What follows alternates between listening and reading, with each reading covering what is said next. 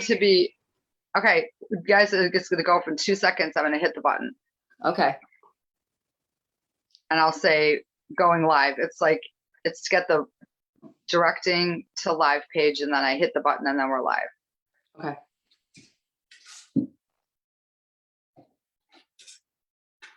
Oh. Hey, Deb, how you doing? Good, Laura. I'm just trying to find where we're at here. Okay, here we are. I got lost for a second because I couldn't see it. I am doing great, Laura. How are you? I am doing great. I am so excited because here's the thing.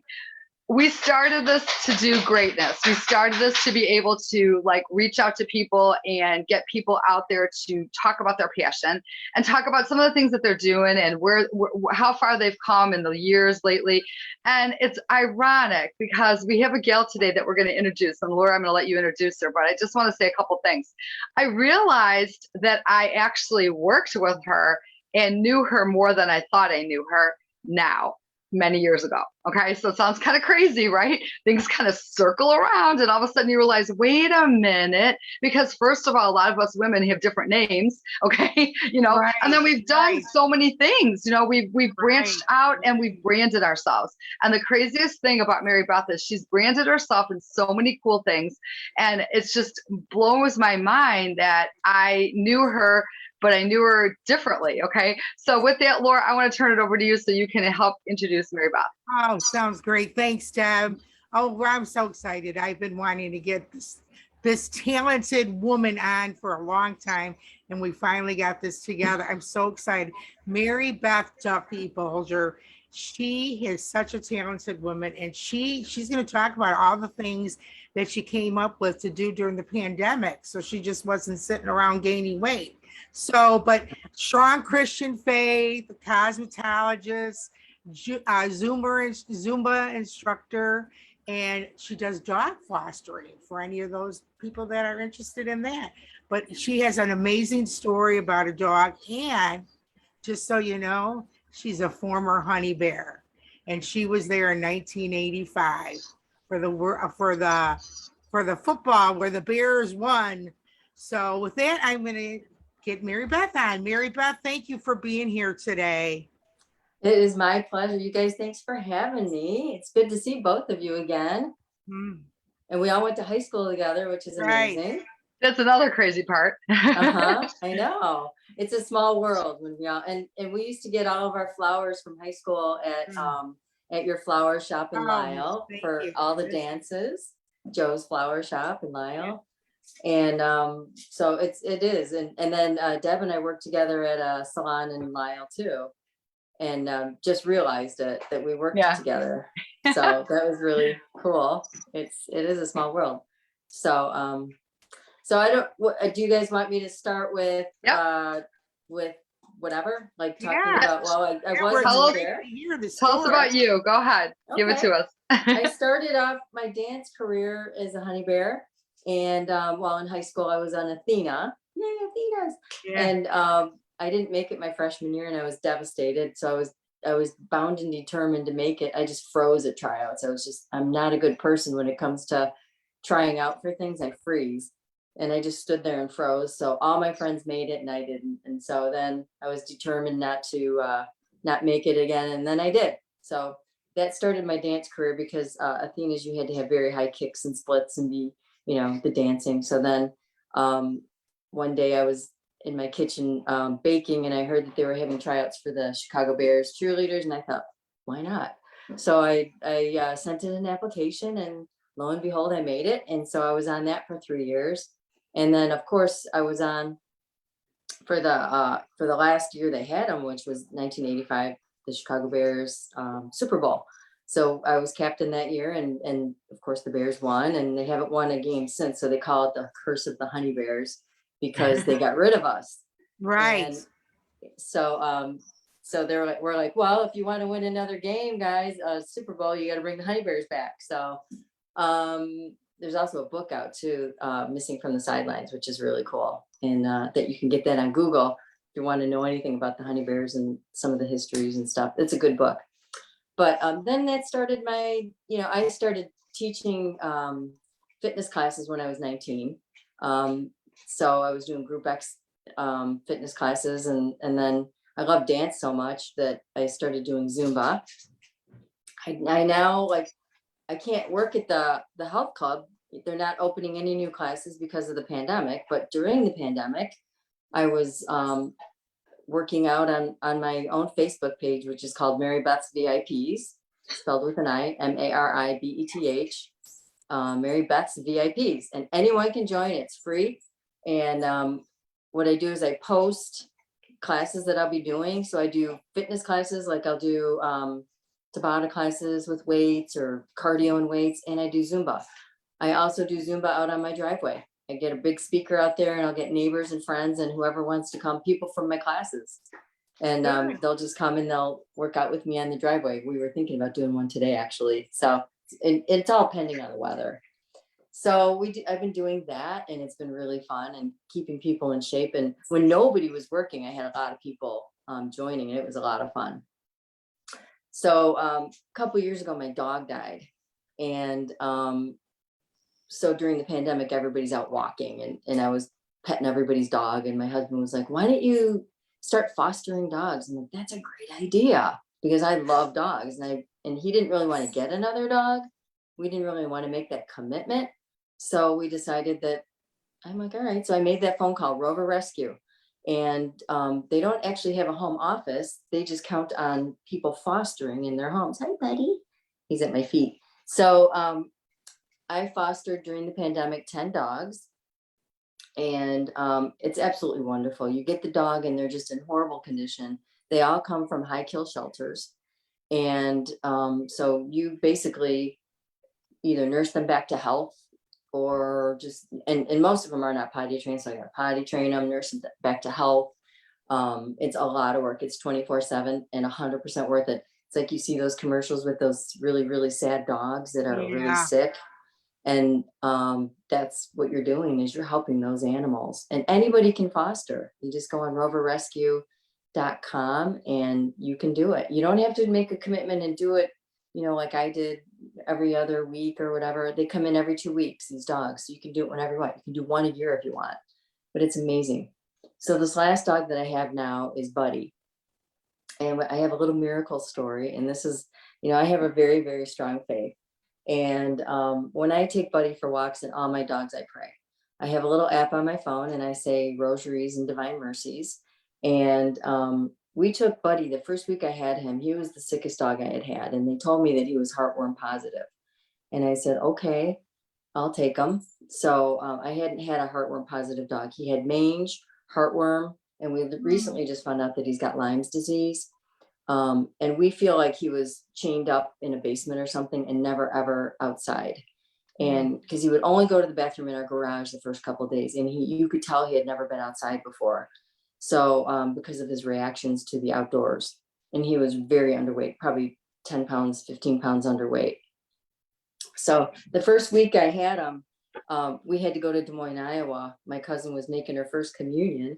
And so we thought, well, bring Buddy with us. So we bring Buddy with us. We're in Des Moines, Iowa, in my aunt's garage because of the pandemic. She was having food and cocktails and whatever. And it was a nice family reunion. My brothers came, my sons were there. So it was wonderful. All my cousins. Buddy was just sitting on our lap, and then he was just kind of walking around the garage a little bit.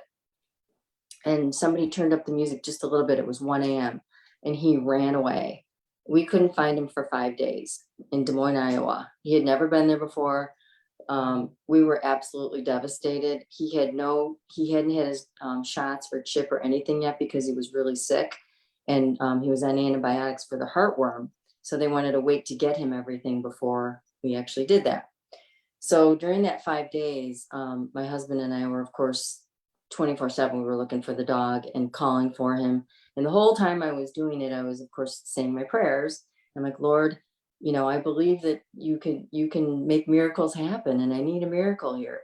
And I need you to just do this. So the next day, he was spotted at my cousin's house, who lives 2 miles away. Of all the homes in Des Moines, Iowa, Buddy goes to my cousin's house.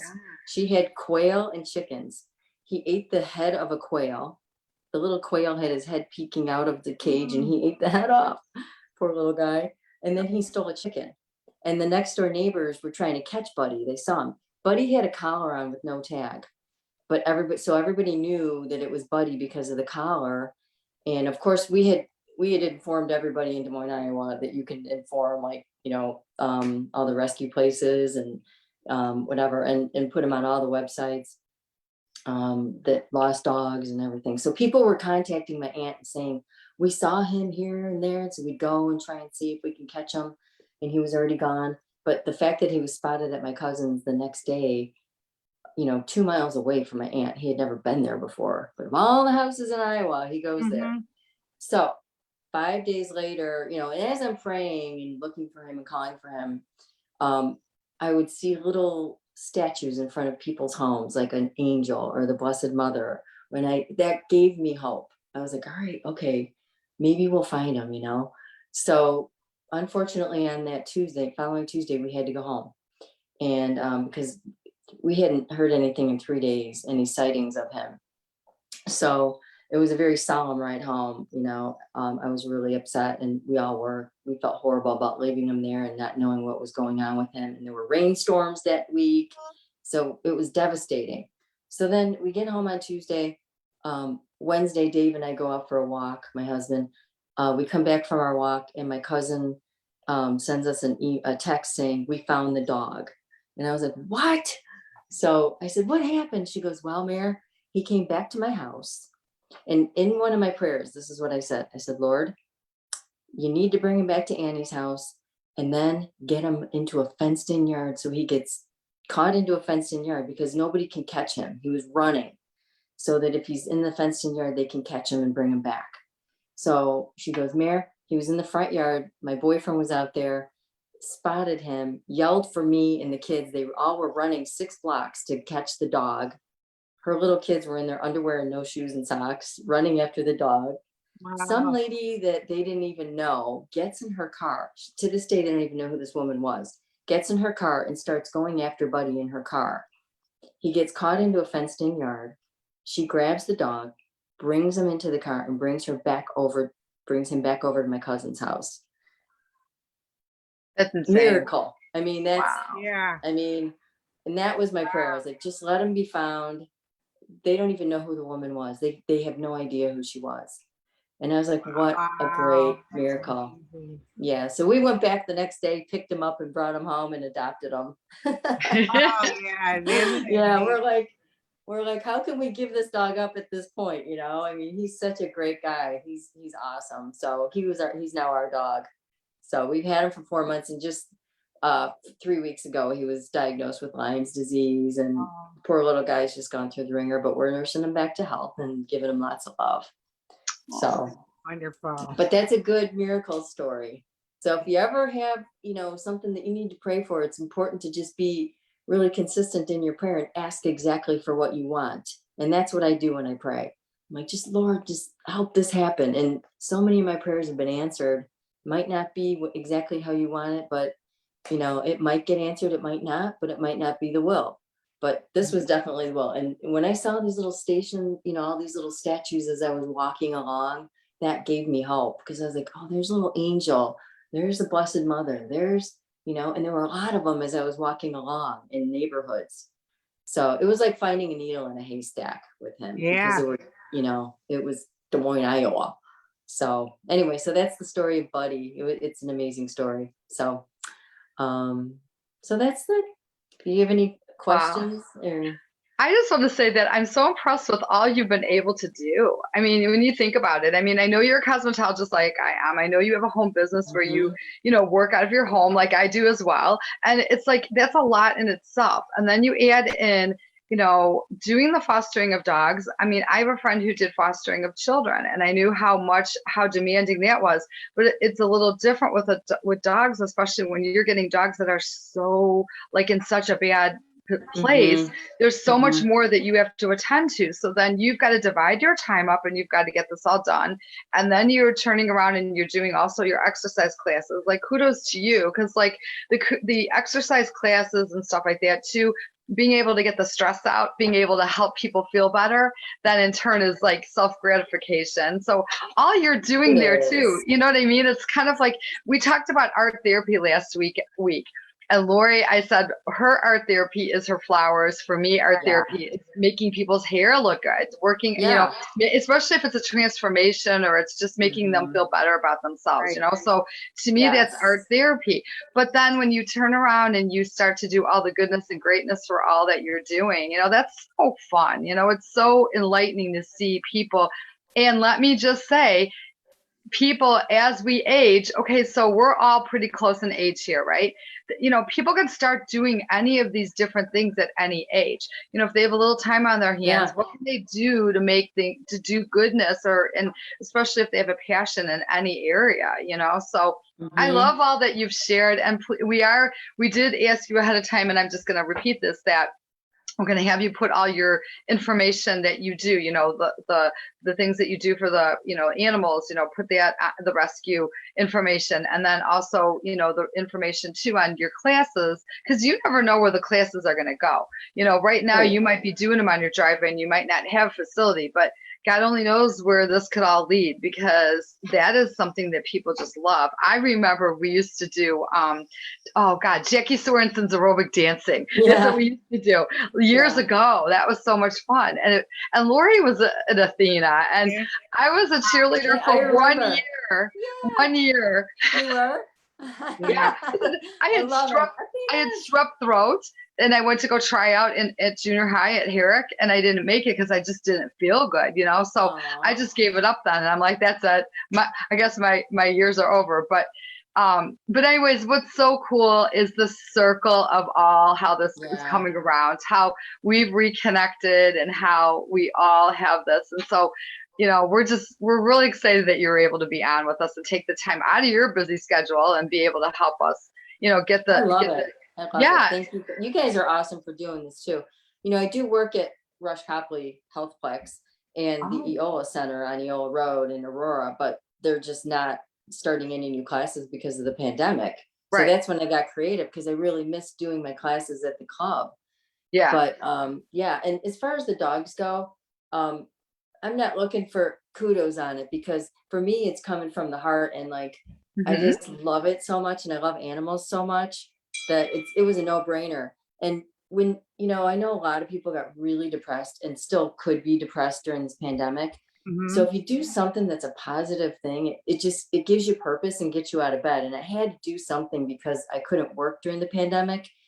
And to me, not being able to work, like you said, Deb, that brings us such pleasure, being able to make people feel good and make them beautiful. That gives us pleasure and makes us feel good about ourselves. When we couldn't do that, I was doing every honey-do in this house that you can imagine. And when I was done with them, I'm like, I got to do something else. I mean, so I was doing, I had to find something that was going to be fun and uplifting and keep me from sitting on the couch, because, and a lot of people that did my classes during the pandemic were like, you kept me from gaining 20 pounds. And some people lost 15 pounds. Right. I know, my friend Chris Barrich, my cousin Chris, I don't know if you know her. I know her. Lori does. I know her, but Lori knows her more so. Yeah. And I think you guys were Athenas together. Chris lost like 15 pounds from doing my classes, and she's a nurse. And, so she's been it's horrific what she's got to be dealing with, because she's a ICU nurse for cancer patients. And, so it's really hard on her. So she needed something that it just made me feel good that people were happy with it. And but they don't realize that it made me happy that they were joining me, because if nobody was doing it with me, then I was by myself, and it was like, it's not as much fun, but it was making me happy too.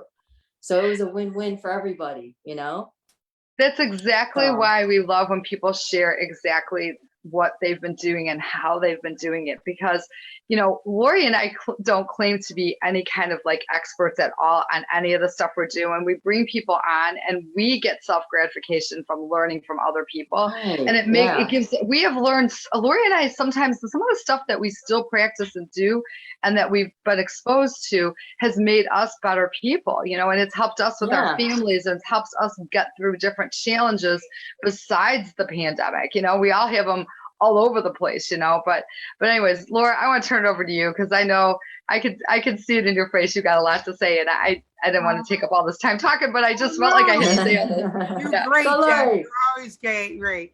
You know, I just want to say, Mary Beth, I remember when your dog was missing and you were asking for prayers on Facebook, and Mhm. I was praying and I was watching Thank along, you. and I was really excited when you found Buddy. Yeah. I do remember it. And, you know, I'm just so impressed with everything that you've done. I think God is really working with you to take your talents and do what is great to glorify him. And you know, I have Debbie and I both have very strong prayer lives, and we understand the power of prayer. And Mhm. and I just think it's amazing that you practice that, and you know, and just the people you brought together when Buddy was missing, but you Yeah. know, and who knows who that angel was that Yeah. found I Buddy. I know. think it was an angel, I do too. but you know, and again with your Zumba and your stuff that you do out in your driveway. I mean, you are such a giving and loving person, and thank you so much for going and doing something to help people deal with the pandemic, and that you kept going. They helped And me. Yeah. yeah, I You- just It's my wonderful. pleasure. You know, I remember you in high school. I was thinking you were a year younger, but you're 2 years younger than us. But Yeah. we had a gym class together years ago. But and your cousin Chris is a very, very special friend of mine. But with She that, is. I want to She's great. say, Deb, do you have anything else to say? I just thought of one thing to say, and I know Mary Beth, you're on the same page as us. We're just trying so hard to group together and to just get more people engaged in what we're doing. And Right. we definitely want you to go ahead and keep posting on our Facebook group. Also, we want to really say, you know, for the health and wellness of you, has now got the Facebook group, we have the YouTube, and we have our email that's for the health and wellness of you at gmail.com. People can email us and talk if there's things that they want us to get subjects on or talk about or find information. But we really want to grow. You know, Lori and I want to get to, like, you know, our next goal is 1,000 and then keep going on. And I know that you can send us people, we can send you people. So we just want to help people. That's what all three of us here Yeah, are talking right. about. So, Mhm. you know, Yeah. just really get the word out. And, you know, so many of our videos, the cool thing is that our videos are not going onto YouTube, and yours is going to go on YouTube. So it's shareable. So it can be shared all over the place, you know, so people can hear about it. If you know, people want to go, oh, what are you all about? What are you doing? You just gave us the best interview. You can go, oh, you want to hear about what I'm doing? I'll just send you this interview, you know? Yeah. So anyways, feel free to post it all over the place too. And with that, Chicago's weather is bomb right now, you guys. It is like so beautiful out. I hope you get outside and do that class today, because it is the best day. We're supposed to have a nice weekend, and sunshine. Soak up the vitamin D. Lori and I talk about vitamin D all the time. Oh my gosh. So, but Lori, do you want to close us out? Yeah. Yes. Well, again, Mary Beth, thank you so much for being on today. And Thank you, like guys. Debbie says, go out, enjoy your weather wherever you're at, you know, because we are in Italy, right? We're in Canada. Yes. In Finland, right? Wow. And Finland, and about another, I don't know, 35, 40 states. Yeah. Cool. Right, we're almost every state. Hello. With that, you guys, everybody have a Let's see. great October weekend. and it's a Columbus Day on Monday. So Yay. Yeah. Columbus Day to everybody. God Happy bless you Columbus all. Day. Bye-bye. Thank God you bless so much, everybody. Thank you, guys. guys. Thank you. Thank you, everybody.